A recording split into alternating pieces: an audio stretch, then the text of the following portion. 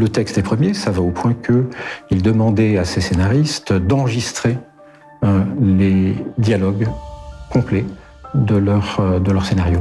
Et c'est en écoutant le texte dans le noir qu'il imaginait son découpage technique, puisque pour la plupart de ses films, il avait un découpage technique bien avant de se mettre à la réalisation proprement dite.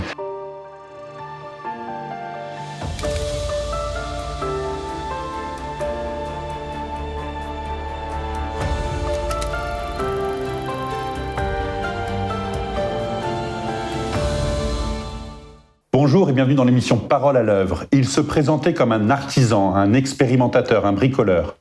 Grand créateur de formes originales, Alain Resnais a marqué de son empreinte le cinéma de la seconde moitié du XXe siècle. À l'occasion du centenaire de sa naissance en juin dernier, François Thomas a colligé 30 années d'entretien qu'il a eu avec le cinéaste, de 1984, année de l'amour à mort, à 2014, celle de sa disparition. L'ouvrage vient de paraître aux éditions Les Impressions Nouvelles. Bonjour François Thomas. Bonjour Pierre. Merci d'être présent avec nous.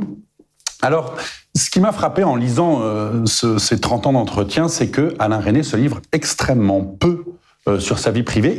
Il est abondant, généreux pour tout ce qui concerne la fabrication de ses films, mais sur lui-même, il ne dit quasiment rien. J'ai relevé 3 ou 4 passages où il parle vaguement de sa famille, de son enfance, mais il dit lui-même « Je n'éprouve aucun plaisir à penser à mon enfance ». Alors, avant de rentrer dans la fabrication de ces films, ces thématiques, moi j'aurais envie de savoir, mais qui était-il? Et comme vous avez eu l'occasion de le croiser, de le côtoyer pendant 30 ans, quel homme était-il?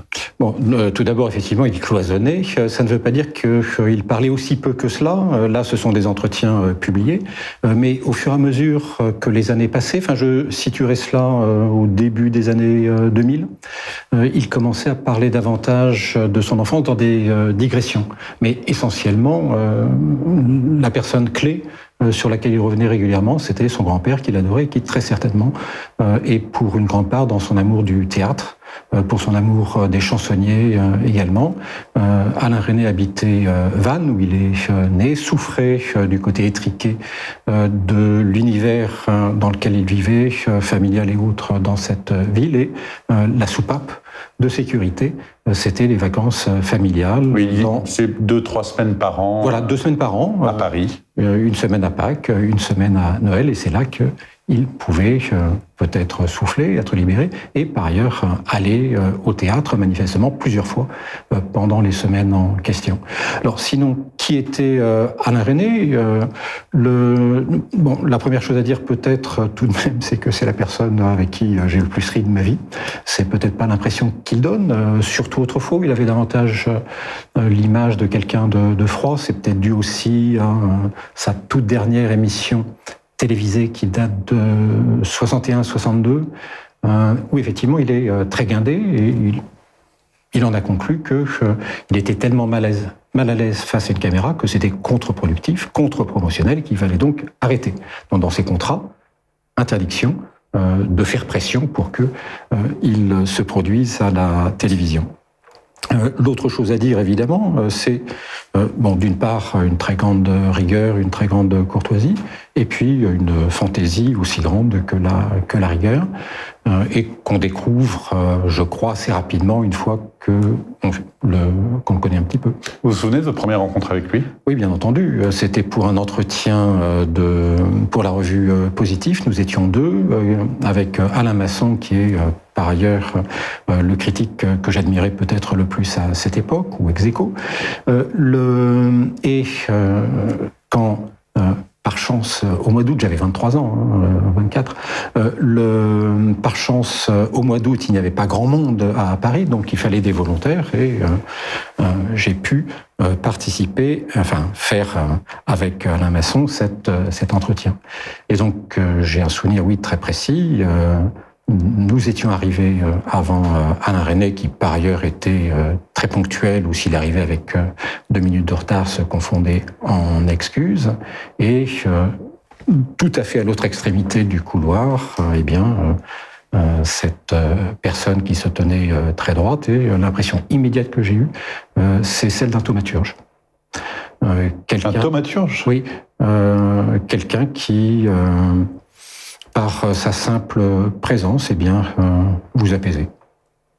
Et de fait, ensuite, lorsque j'allais chez lui, quelles que soient les raisons, c'était des moments absolument coupés du monde, absolument coupés du temps. Le temps n'existe plus.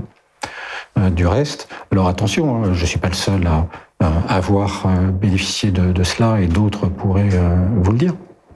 Mais si on avait rendez-vous avec lui pour un travail qui durait une demi-heure ou une heure, il n'était pas rare qu'on reste 3 heures, 4 heures, jusqu'à 5 heures. Une vraie générosité. Voilà.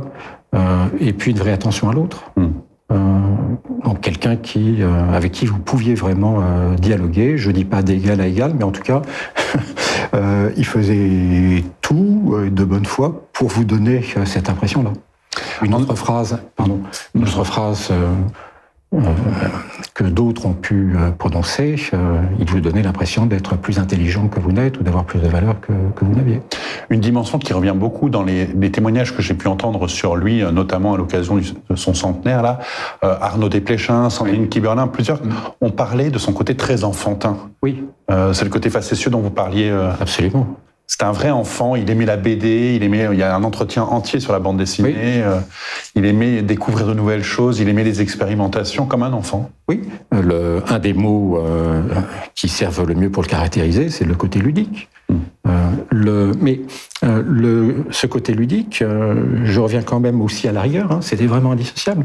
Il préparait ses films, son découpage technique, avec des petites figurines qu'il déplaçait sur un plateau improvisé. Je parle d'un petit plateau de bois. Dans un cas, les photos des comédiens étaient collées sur des petits cubes minuscules. Ou bien il faisait se déplacer un avion, une mini-caméra, etc. Alors, quand on le voyait faire ça, ça ne veut pas dire qu'il le faisait physiquement comme un enfant, que ça donnait cette impression-là. Mais vous aviez ce côté ludique qui vraiment le caractérisait. Je reviens à ce que j'ai dit tout à l'heure. Il avait un humour pince sans rire, très drôle, et une fois, j'espère, qu'il était en confiance avec quelqu'un, cet humour n'avait pas forcément de limite, et surtout, il aimait l'incongru. C'est-à-dire que, donc même là, dans des entretiens enregistrés, dans la conversation, disons, privée ou personnelle, évidemment, ça pouvait aller plus loin, mais même dans des entretiens enregistrés, tout d'un coup, il partait comme en apesanteur. Et une autre dimension aussi sur laquelle j'aimerais vous interroger, c'est à chaque fois que, systématiquement, quand vous proposez des correspondances, il les refuse ou il les nie ou il dit non, oui. Non, c'était surtout pas ma volonté, comme s'il avait peur de se laisser enfermer. J'ai une citation, à un moment où vous posez toute une question sur les différentes correspondances qu'il pourrait y avoir entre telle scène et des œuvres passées oui. Chez lui. Il répond « Je n'avais pas pensé à ces rapprochements qui m'effraient plutôt ». Et ça, c'est le mot « effrayé », c'est peut-être celui qui m'a retenu pour choisir cette citation, mais j'en ai une dizaine dans le livre comme ça, où, comme s'il avait peur de dire « Non, mais moi je veux pas qu'on m'enferme dans une compréhension que vous avez, j'échappe à tout ». Est-ce que c'était ça ou est-ce que c'était il y avait une autre raison à cela? Oui, donc effectivement, il ne voulait surtout pas être étiqueté. Il faisait des films les plus différents possibles les uns des autres. Il pouvait aussi considérer que les films étaient au moins à 50%, sinon davantage, l'œuvre de ses scénaristes, ou bien pour ses adaptations dans la fin de sa carrière. L'œuvre de l'auteur dramatique ou, dans un cas, romancier qu'il adaptait. Bon, je pouvais le plaisanter aussi. Donc, lorsque je mentionnais l'année dernière Marienbad, je disais le film pour lequel vous avez servi de robot électronique à un ouvrier, parce que c'est le propos qu'il tenait en 1961 en disant le travail de ouvrier était d'une telle précision que n'importe quel metteur en scène aurait fait strictement la même chose que moi. Donc oui, ne pas être étiqueté. Et puis, il avait tellement envie de faire du nouveau, il se rendait en réalité bien compte qu'il reprenait des thématiques ou qu'il reprenait certains aspects formels. Bon, il y en a qu'il reprenait délibérément. Par exemple, à partir de L'amour à mort, donc en 84 justement, dans la plupart de ces films, vous avez les lumières qui chutent, qui s'abaissent pendant des moments de très grande intensité dramatique, de confession ou autre. Mais je me rappelle un jour où je croyais lui faire plaisir en lui faisant remarquer que, avec un autre compositeur, eh bien, on retrouvait le même type d'ambiance musicale que dans tel et tel de ses films. Et effectivement, ça l'embarrassait plutôt. Et pourtant, c'était logique. Lorsqu'il rencontre un compositeur, il lui dit tout ce qu'il aime. J'aime telle tonalité, tels instruments, etc. Donc c'est assez logique qu'une même ambiance se retrouve d'un film à l'autre. Autre dimension de son cinéma, et sur lequel vous l'interrogez beaucoup, parce que vous y consacrez même un entretien à part entière, c'est sa relation au théâtre. Les arts sont omniprésents dans sa filmographie. On a parlé de la bande dessinée, évidemment il y a la question de la musique qu'on peut relier aussi à une forme de théâtralité, puisqu'il y a la question du rythme. Page 124, donc une des phrases qui est marquante, mais il y en a plein d'autres, il y a « Mon but, c'est de théâtraliser le cinéma ». Il dit à un autre moment, le cinéma, c'est une bande sonore. Il dit même à un moment, alors ça c'est moi qui vais le tirer un peu, mais il dit même qu'il est contre tout ce qui est acteur studio finalement, qui se développe à plein à ce moment-là, qui veut que le cinéma soit très réel, le moins de théâtralisation possible. Il dit, j'ai page 180, obtenir dans mes films une langue de théâtre. Page 257, il dit choisir des comédiens en fonction de leur phrasé. Enfin bref, quand je cite les pages, ça montre que sur les 30 ans, puisque c'est chronologique, de tout début jusqu'à la fin, il ne varie pas sur cette question du théâtre. Oui, et même lorsque les films ne sont pas des adaptations des pièces de théâtre, toute la première moitié, enfin même plus que la première moitié, la plus grande partie de sa carrière, c'était uniquement des scénarios originaux. Mais déjà, bien sûr, dès Hiroshima mon amour et ce dialogue incantatoire, ou Marienbad et ce dialogue incantatoire, il tenait à une langue qui ne soit pas du tout celle de la vie courante.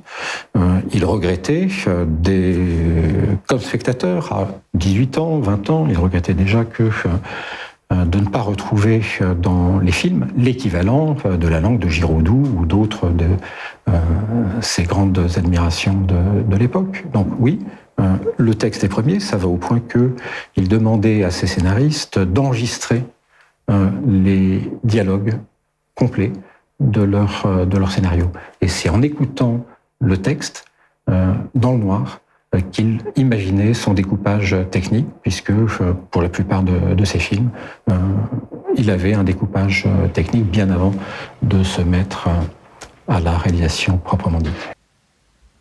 Amour. Amour. Amour, amour, amour, amour, amour. Ce qui frappe beaucoup aussi, c'est sa préférence du studio. Il y a un peu, pour moi, c'est un peu comme le théâtre, c'est-à-dire que il préfère le filmer dans un studio, un endroit clos comme un théâtre, plutôt que d'aller dans les décors naturels. Alors, il explique ça de plusieurs manières au fil des entretiens. Il parle de son impatience, beaucoup, du fait de ne pas vouloir compter sur les intempéries. Et il dit aussi que c'est souvent... Alors, j'ai une phrase, là, par exemple, en studio, souvent, le plan est plus vivant. Et ailleurs, il évoque aussi dans vos entretiens l'unité du film, qui est beaucoup plus valorisée par le studio. Comment vous expliquez ce choix, au-delà de ce qu'il peut en dire, lui ? Déjà, ce que vous avez rappelé est très juste. Il y a aussi bien des considérations esthétiques que des conditions pratiques, logistiques. Il se sentait moins à l'aise en extérieur naturel. Une jolie phrase, c'est « Je hais le soleil, c'est un projecteur qu'on ne peut pas déplacer ». Donc, alors en même temps, c'est quelqu'un qui aimait aussi le décor naturel. Tout dépendait du projet.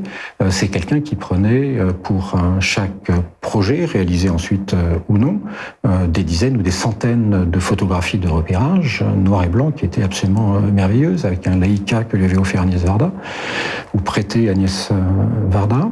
Certaines de ces photos sont éditées dans un album qui date de 1974. Il a pu faire, par exemple dans Marienbad, un merveilleux usage des décors extérieurs naturels. Maintenant, pour les intérieurs, en admettant même qu'il ait envie de retrouver l'équivalent d'un intérieur réel, l'appartement de Jean Vilar, par exemple, eh bien, là, oui, reconstruisons-le en studio pour des raisons pratiques, tout simplement. L'objectif de la caméra réduit les décors, donc construisons l'équivalent, 50%, plus grand. Parmi les raisons, il y a aussi l'adéquation avec les dialogues. Il y a eu un point de basculement, en fait. Dans un premier temps, peut-être aussi, il n'arrivait pas toujours à obtenir autant de studios qu'il n'aurait voulu. Sur Stavisky, par exemple, s'il avait pu avoir plusieurs décors de studio supplémentaires, ça aurait été très, très volontiers, mais les producteurs peuvent être méfiants. Le point de bascule, c'est Mélo et ensuite No Smoking et Smoking. Mélo, pièce de théâtre, eh bien oui, tournons-la entièrement en studio pour produire tous les effets que nous voudrons. No Smoking et Smoking, c'est encore particulier puisque ici, tous les décors des pièces d'Alan Ayckbourn que René a adaptées sont des extérieurs, des jardins, etc. Et René a tourné un golfe entier, une falaise, etc. Dans les merveilleux décors de studio. Il faut préciser aussi qu'il avait un décorateur extraordinaire, exceptionnel, Jacques Saunier. C'est la plus longue collaboration, 50 ans, de l'histoire du cinéma entre un réalisateur et un décorateur. Ensuite, une autre phrase qui me revient sur No Smoking et Smoking, c'est avec, dans un décor naturel, ce dialogue de théâtre sonnerait ridicule. C'est peut-être exagéré, mais je vois bien ce qu'il veut dire. Ensuite, il y a aussi le côté, eh bien, on est tous là pour travailler, on est distrait par rien d'autre, on organise la lumière comme on le veut, le plan de travail comme on le veut, on n'est pas tributaire de l'heure. Il était très sensible au mauvais raccord de lumière en extérieur. Dans ses films, si l'en arrivait peut-être, mais aussi dans les films des autres. Si un plan est tourné à 2h de l'après-midi et l'autre à 6h, il le repérait. Arnaud Desplechin dit que Cœur est son grand œuvre. Pour lui, de manière absolue. Quel serait-il, selon vous, son grand œuvre? Là, je ne vous demande pas votre œuvre préférée, ça c'est ma question d'après. Mais si vous devez dire, cette œuvre-là, c'est vraiment le grand œuvre dans l'histoire du cinéma d'Alain Resnais. Pour moi, ce serait quand même l'année dernière à Marienbad. Ça le resterait. Par ailleurs, c'est l'un des 2 premiers films de lui que j'ai vu avec Hiroshima mon amour, je ne sais pas dans quel ordre. Ce sont d'ailleurs ses 2 premiers grands films, longs métrages, rendus célèbres. Tout à fait, mais je ne les ai pas vus à leur sortie. J'aurais eu du mal à 2 ans pour l'année dernière à Marienbad. Pourquoi c'est un film où toutes les clés que nous pouvions avoir, alors attention, c'est autant le mérite de Rob Grillet que celui de René, bien entendu, mais toutes les clés que nous pouvions avoir sur la façon de proposer une intrigue, de proposer un drame, paraissaient remise en question. À l'époque, si vous ne le lisez pas dans la presse, c'est difficile d'imaginer à quel point le film avait été considéré comme révolutionnaire. La fin du cinéma de papa, etc., c'est ce que vous trouviez sur les grands titres des journaux, aussi bien des quotidiens que des hebdomadaires culturels ou non. Donc quand j'ai vu ce film vers 73-74, j'ai un trou de mémoire, cette dimension... j'aime pas les grands mots, mais enfin, je vais le dire, révolutionnaire, elle était encore très très présente. Ensuite, la nouveauté de Marienbad, à partir du moment où d'autres films des années 60, à partir du moment où d'autres sont allés dans cette direction, je pense à Mulholland Drive, par exemple, et dans le côté mystère aussi, parce que Marienbad, personne ne pourra jamais, j'imagine, trouver une clé qui permette d'ouvrir absolument tous les plans. Déjà, très probablement, René et Rob Grillet n'étaient pas tout à fait d'accord sur tout. De même que René et Marguerite Duras pour Hiroshima. Alors, cela étant, lorsque j'entends que c'est Muriel, le grand œuvre d'Alain Resnais, je veux bien l'admettre aussi. Et quelle est votre œuvre préférée maintenant? Alors, à vous personnellement, qui vous a touché? L'œuvre à laquelle je pense le plus, maintenant, c'est pas sur la bouche. Marienbad, j'ai fini par connaître par cœur, j'ai vu 7 fois en un an à un moment donné. La vie est un roman qui m'a vraiment bouleversé quand j'avais 23 ans. C'est un film qui m'a porté pendant 10 ans. Et puis, faut céder un petit peu la place.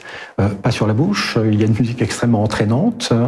Et c'est l'alliage, d'une part, de l'énergie qui est donnée par la musique, de ce qu'il faut bien appeler cette opérette, et le côté beaucoup plus sombre de René. Et il peut aller très loin dans le sombre, y compris dans le côté sombre des décors, pour faire ressortir la légèreté de l'opérette. Au lieu de prendre des décors en ce moment, allons dans des décors extrêmement sombres, rouge foncé, j'en passe. L'alliage marche, pour moi, merveilleusement.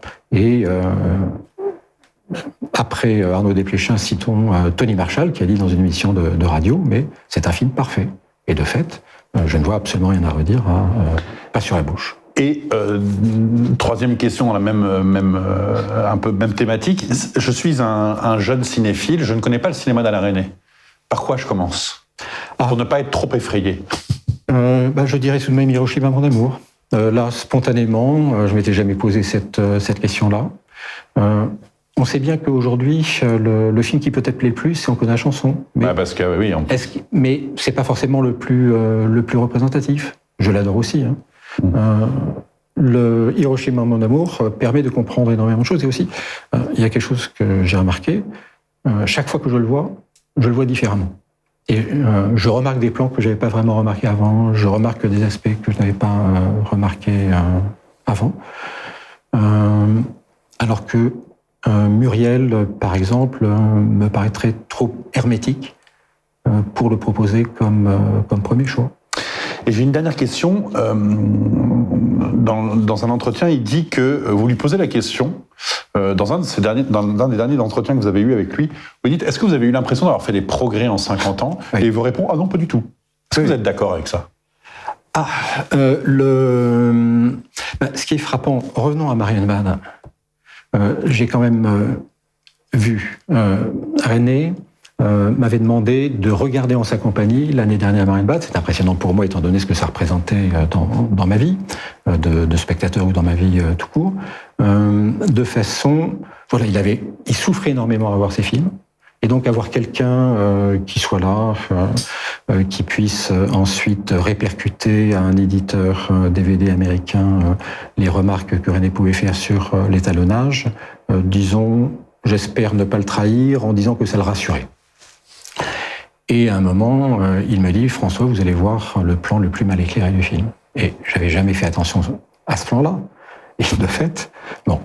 Et donc, d'un côté, je maintiens. Pour moi, c'est le film le plus fort d'Alain Resnais. De l'autre côté, bien sûr, par la suite, il a appris des tas de choses. Il a eu des moyens techniques absolument spectaculaires, par exemple, dans Les Herbes folles, où il a pu se livrer à des plans d'une complexité totale. Donc, j'ai envie de dire, c'est difficile quand même, quand on a eu Duras, Rob Grillet, Jean Quérol, pour ces 3 premiers longs-métrages, comment trouver à chaque fois des scénarios aussi forts. Mais d'un autre côté, oui. Il a fait appel à Rips, à Egborn, oui, bien entendu. À Jaoui et Bakri. Bien entendu. Et d'un autre côté, donc, oui, on peut aussi considérer que dans chacun de ces films, il y a, sinon des progrès, c'est pas le terme, du moins de vraies avancées, de vraies originalités. C'est quelqu'un qui a inventé jusqu'au dernier film, mais encore une fois, aucun de ces films ne ressemble aux autres. Merci beaucoup François Thomas d'être venu sur ce plateau. Je rappelle votre livre, 30 ans avec Alain Resnais, Entretien. Dernière question que je pose à tous mes invités, la question bonus, la question coup de cœur, une œuvre que vous avez envie de partager, qui vous a particulièrement enthousiasmé. Donc pour moi, c'est un disque que vous avez apporté d'ailleurs. Un disque que j'ai apporté, qui s'appelle Jal, même si c'est écrit avec un Z, ça se prononce Jal, je crois. Donc, vous pouvez lire le nom du compositeur, Miłosz Magin.